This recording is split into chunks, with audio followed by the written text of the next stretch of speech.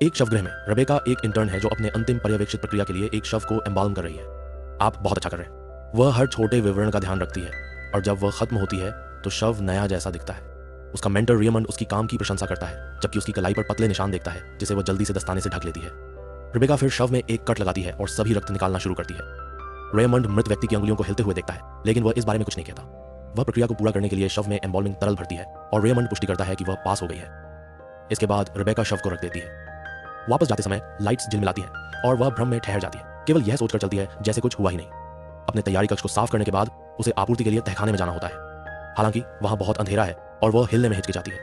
अचानक वह छायाओं में कुछ हिलते हुए देखकर चौंक जाती है, लेकिन वह केवल रेमंड है। वह उसे बताता है कि कभी भी तहखाने में मत जाना और इसके बजाय अलमारी से आपूर्ति ले लो। जब रेबेका चली जाती है, रेमंड उस प्राणी की जांच करने के लिए पीछे मुड़ता है जो तहखाने में दौड़ रहा है और दरवाजा बंद कर देता है। ऑफिस में रेमंड उसकी पदोन्नति का जश्न मनाने के लिए टोस्ट बनाना चाहता है, लेकिन वह कहती है कि वह नहीं पीती। अब जब उसे उसकी जरूरत नहीं है, वह सभी एम्बाल्मिंग का ध्यान रखेगी और वह व्यवसाय के अंत पर ध्यान केंद्रित करेगा। रेबेका को दिन की शिफ्ट मिलेगी और रेमंड रात की आपात स्थितियों को संभालेगा। वह कहने की कोशिश करती है कि उसे रात में काम करने में कोई आपत्ति नहीं है, लेकिन रेमंड गुस्से में उसे मना कर देता है। उस पल रेबेका को सिर दर्द होता है, इसलिए रेमंड उसे सप्ताहांत में आराम करने के लिए कहता है। जब रेबेका चली जाती है, रेमंड तहखाने में लौटता है और बताता है कि यह फिर से हो रहा है। घर पर रेबेका चाबियां मेज पर गिराती है और फिर बिस्तर में बदलने के लिए जाती है। जब वह बाहर आती है तो उसे यह देखकर झटका लगता है कि चाबियां गायब है, लेकिन वह अपनी नोटबुक पर अजीब प्रतीक नहीं देखती। सौभाग्य से वह चाबियां एक और मेज पर पाती है, इसलिए वह अपनी साप्ताहिक समर्थन बैठक के लिए निकल सकती है। वह भीड़ को बताती है कि आज उसकी 1 साल की शराब मुक्तता है और साझा करती है कि नशे से संबंधित सभी शर्म और दर्द से निपटना कितना कठिन रहा है। वह सभी का समर्थन करने के लिए धन्यवाद करती है और उसकी प्रायोजक केली उसे गर्व करने के लिए कहती है। अपने सीट पर वापस जाते समय रेबेका पीछे एक डरावने आदमी को देखती है जो उसका नाम फुसफुसा रहा है। बैठक के बाद रेबेका अपनी कार में बैठती है जबकि वह अपनी अंधी इच्छाओं से निपट रही है। वह एक अंधेरे कोने में जाती है और लगभग एक डीलर से कुछ खरीदने के लिए बात करती है, लेकिन वह अपनी ताकत इकट्ठा करती है और पहले ही निकल जाती है। जैसे ही वह दूर जाती है, रेमंड उसे बुलाता है कि वह शवगृह में आए। वह योजनाओं में बदलाव के लिए माफी मांगता है, लेकिन उसे शहर के शवगृह से कई शवों का अचानक स्थानांतरण मिला है। कुछ मिनटों बाद रेबेका शवगृह में पहुंचती है और नोट्स पढ़ती है कि शवों को एम्बाल्म और जलाना दोनों आवश्यक है। यह समझ में नहीं आता, लेकिन उसे आदेशों का पालन करना होगा।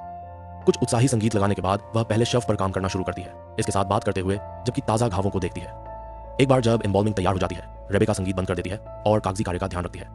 वह शव को अपना सिर हिलाते और अपनी आंखें खोलते हुए नहीं देखती या फाइल पर दिखाई देने वाले प्रतीक को नहीं देखती। एक बार जब डेटा सिस्टम में होता है, वह शव को इनकिनरेटर में डाल देती है। जब रेबेका खिड़की से बाहर देखती है तो उसे यह देखकर झटका लगता है कि उसकी कार का दरवाजा खुला है। वह बाहर दौड़ती है ताकि उसे बंद कर सके, जिससे लाइट्स चालू रह जाती हैं। इसके बाद वह आपूर्ति के लिए अलमारी में जाती है, केवल यह महसूस करने के लिए कि उसे चक्कर आ रहा है। वह अपने सिर को रगड़ती है जब वह चारों ओर फुसफुसाते हुए आवाजें सुनती है। जब वह अंततः इससे बाहर निकलती है तो वह खुद को मेज पर बैठा पाती है, यह याद किए बिना कि वह वहां कैसे पहुंची। उस पल फोन बजता है, इसलिए वह इसे उठाने के लिए दौड़ती है, बिना यह देखे कि एक और फाइल पर प्रतीक दिखाई दिया है। कॉल करने वाला रेमंड है, जो जानना चाहता है कि रेबेका कैसी है। वह उसे बताती है कि तूफान लाइट्स में परेशानी पैदा कर रहा है, लेकिन बाकी सब ठीक है।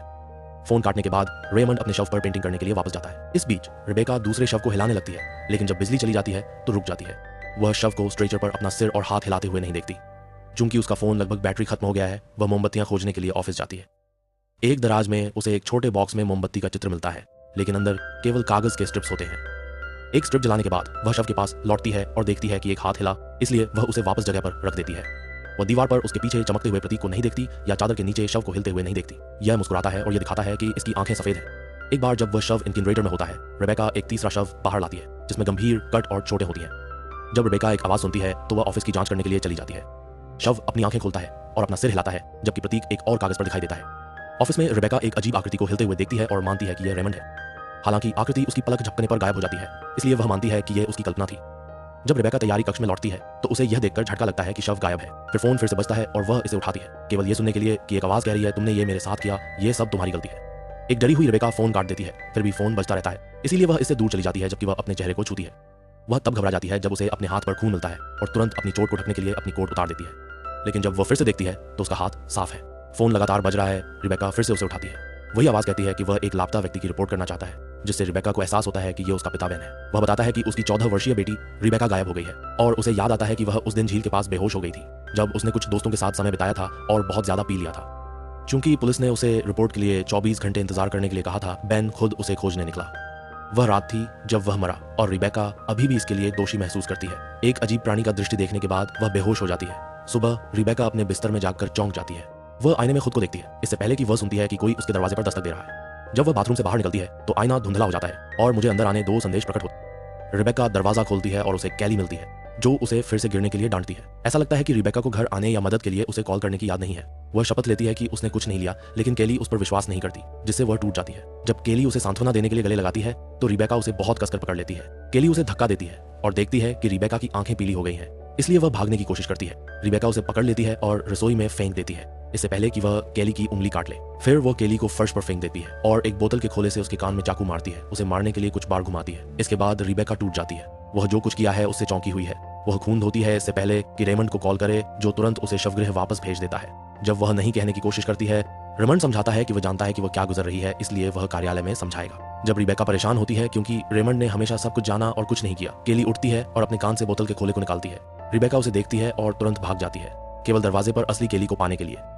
ऐसा लगता है कि पूरा मामला एक भ्रांति थी। केली की चिंता को नजरअंदाज करते हुए रिबेका अपनी कार में बैठती है और शवगृह की ओर वापस चल देती है। रेमंड समझाता है कि दानव या प्राणी अक्सर मृत शरीरों में निवास करते हैं जब तक कि वे एक जीवित व्यक्ति को नहीं ढूंढ लेते जो पर्याप्त मजबूत हो। ऐसा लगता है कि एक दानव ने रिबेका को चुना है और अब यह उसके सभी अंधेरे रहस्यों और दुखद यादों का उपयोग कर रहा है ताकि उसे कमजोर कर सके जब तक कि वह समर्पण न कर दे। रेमंड इस बारे में वर्षों से सीख रहा है, इसलिए वह रिबेका को मिनटों में जितना हो सके सिखाने की कोशिश करता है। वह उसे कुछ प्रतीकों के साथ एक ट्रे दिखाता है, समझाते हुए कि उन्हें दानव का नाम बनाने के लिए उपयोग किया जाना चाहिए। रिबेका को अपने प्राणी का नाम पता करना होगा और उसे नष्ट करने के लिए संबंधित चिन्ह जलाना होगा। रेमंड खत्म करने से पहले दानव रिबेका के शरीर पर नियंत्रण कर लेता है और उसे अपमानित करता है, इससे पहले कि उसे मेज पर फेंक दे।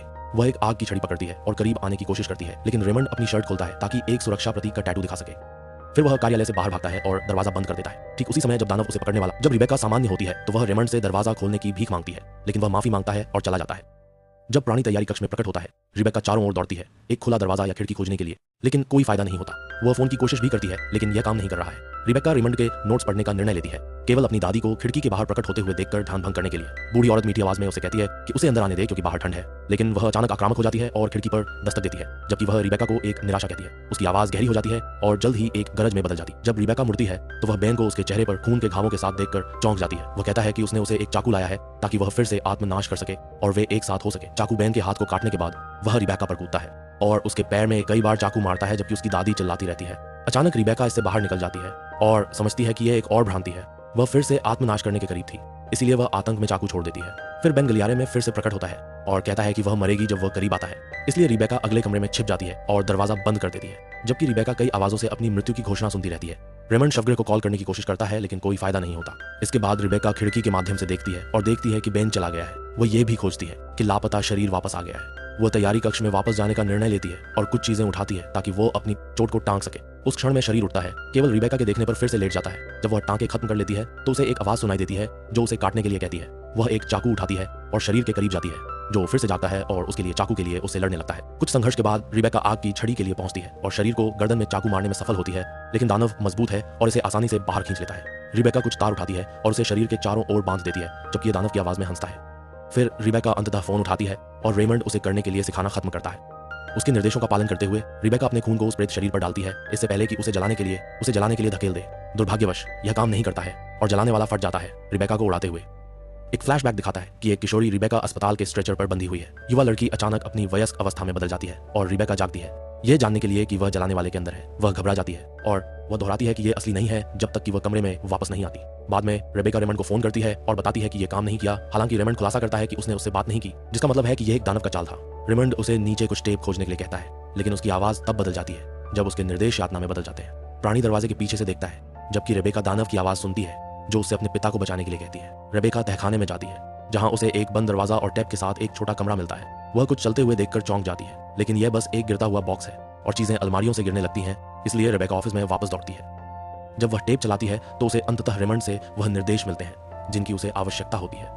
उसे सही प्रतीकों को खोजने के लिए एक पट्टी जलानी होगी और उन्हें ट्रे पर चुनना होगा, जिसे दानव के शरीर पर रखने से पहले जलाना। पसंद किए गए शरीर में बंधने के लिए भी उस पर कब्जा किए गए रक्त को शरीर में इंजेक्ट करना होगा, अन्यथा प्राणी जलने से पहले भाग जाएगा। इस रक्त को बाद में उपयोग के लिए भी सुरक्षित रखा जा सकता है ताकि ऐसा फिर से न हो। एक प्रदर्शन के रूप में रेमंड एक कब्जा किए गए शरीर, जिसे वैलेरी कहा जाता है, के हाथ को काटता है, जो एक ताबूत के अंदर से दया की भीख मांगती रहती है।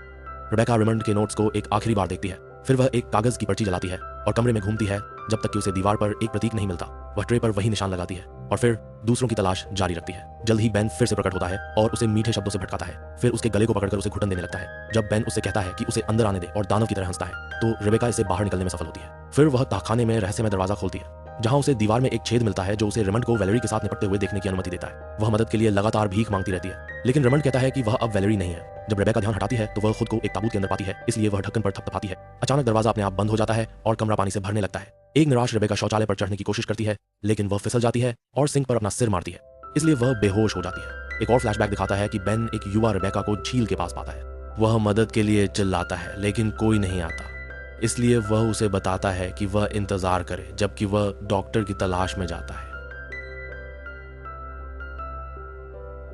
दुर्भाग्यवश बेन फिसल जाता है और एक चट्टान पर अपना सिर मारता है, जिससे उसकी मौत हो जाती है। वर्तमान में रेबेका जाती है और बाथरूम वह एक आवाज सुनती रहती है, इसलिए वह उसका पीछा करती है जब तक कि वह तहखाने में एक ताबूत के अंदर वैलेरी को नहीं पाती। रेबेका लगभग उसकी मदद करती है, लेकिन फिर वह अपने मिशन को याद करती है और जाने से पहले वैलेरी के रक्त की एक बोतल पकड़ लेती है। फिर रेबेका शवगृह में सभी शवों की जांच करती है जब तक कि उसे एक ऐसा नहीं मिलता जिसमें छाती पर प्रतीक हो। वह इसे तैयारी के कमरे में ले जाती है और यह तुरंत हिलने लगता है, लेकिन यह तब शांत हो जाता है जब रेबेका ट्रे को उसकी छाती पर रखती है। फिर वह इसे एम्बॉल्मिंग स्टिक से छेदती है।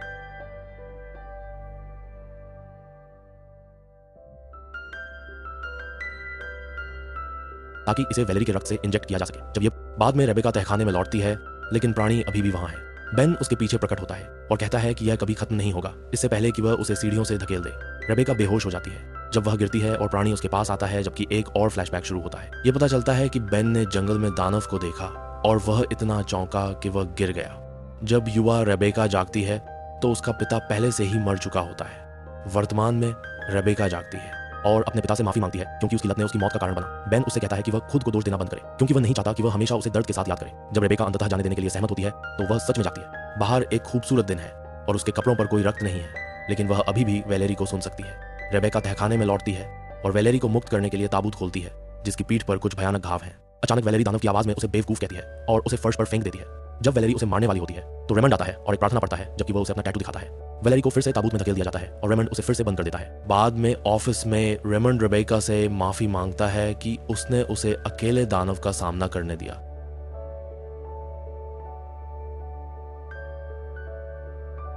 वह समझाता है कि यह अब वैलेरी नहीं है, इसलिए वह उसे तहखाने में बंद रखता है ताकि नियमित रूप से उसका रक्त प्राप्त कर सके। रेबेका सोचती है कि यह क्रूर है और छोड़ने की कोशिश करती है, इसलिए रेमंड बताता है कि यह जीवन बचाता है। वह यह भी बताता है कि वह कभी भी इस अनुभव से पूरी तरह मुक्त नहीं होगी, लेकिन अगर वह रहती है तो वह उसे मजबूत बनाना सिखा सकता है। ऐसी जिंदगी को स्वीकार करने से इनकार करते हुए रेबेका शवगृह छोड़ देती है। हालांकि वह पार्क में बच्चों के खेलते हुए प्राणी को देखती है।